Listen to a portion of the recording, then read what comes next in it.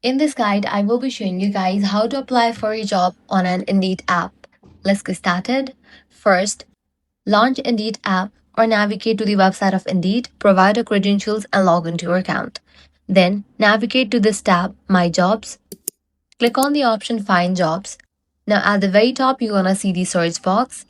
Enter keywords related to the job you want, such as job title, skills, or company name. You can also add a location to find nearby opportunities. Next, browse through the job listings and tap on any job title to view the full details. Make sure to carefully read the job description, requirements, responsibilities, and company information before applying. If you're interested in the job, tap the apply button to begin the application process. Some jobs allow you to apply directly through Indeed using your resume, while others may redirect you to the company's official website. If it's an apply on Indeed job, you will see a simple form that you need to fill out. After completing all the required fields. Review everything carefully to make sure the information is correct.